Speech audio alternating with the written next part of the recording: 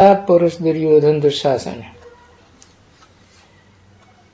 पहले तो माताएं नहीं पुकारती थी, अभी बाप आए हैं, समझ पड़ी है ये पतित काम है। आगे तो बच्चों को पता ही नहीं था, अभी समझते हैं ये तो है ही है। अब जब बाप आए हैं, पहले समझते थे ये तो गृहस्थ धर्म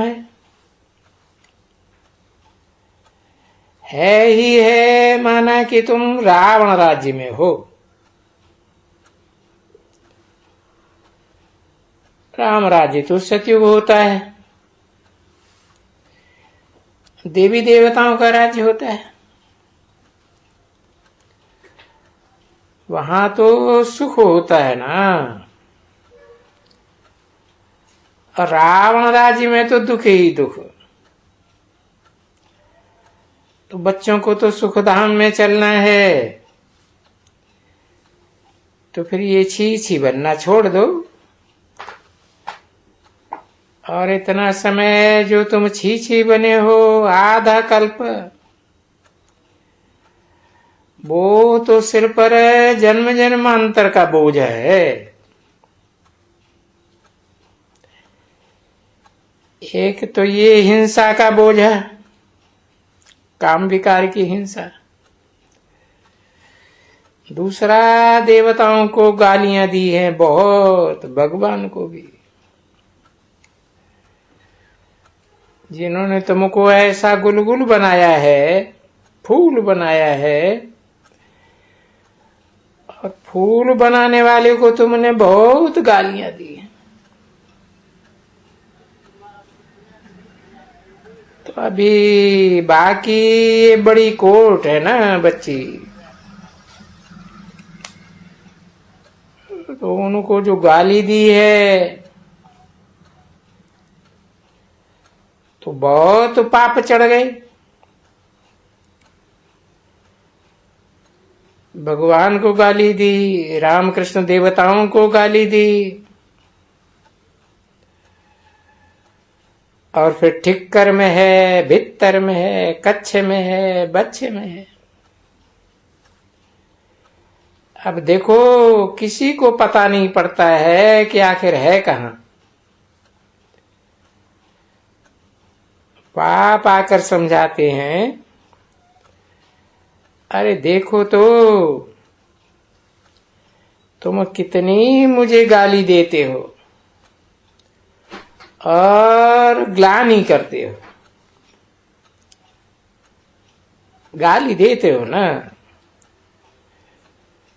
तो एक तो विकारों में जाने का पाप रावण राज्य में चढ़ता ही रहा, और फिर रावण राज्य में हमको भी गाली देना। एक दो को तो आपस में गाली देते ही रहते हो, फिर मुझे भी गाली, और मालूम नहीं तुम किसको किसको गाली देते रहते हो। कण कण में, ठिक्कर भित्तर में, अरे अर्थ तो समझते ही नहीं हो।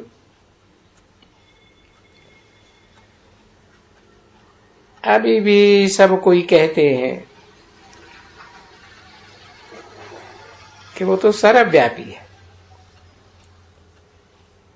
जब तुम उनको बैठ करके समझाते हो, भाई ईश्वर सर्वव्यापी नहीं है, तो बोलते हैं ये कहां लिखा हुआ है। तुम कहते हो सर्वशास्त्र में श्रीमद् भगवत गीता, वो तो भगवान की गाई हुई है।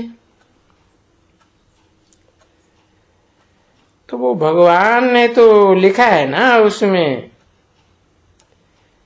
वो कहेंगे कि सर्वव्यापी हूं, लिखा है। तो देखो बाप कहते हैं ना, ये सर्वव्यापी की बात जिन्होंने लिखा है वही निमित्त बनते हैं, परंतु ये ड्रामा है, पार्ट बजाना है अपना अपना, जो बजाते ही रहते हैं। तो ये पार्ट है आत्माओं का जो बजते हैं।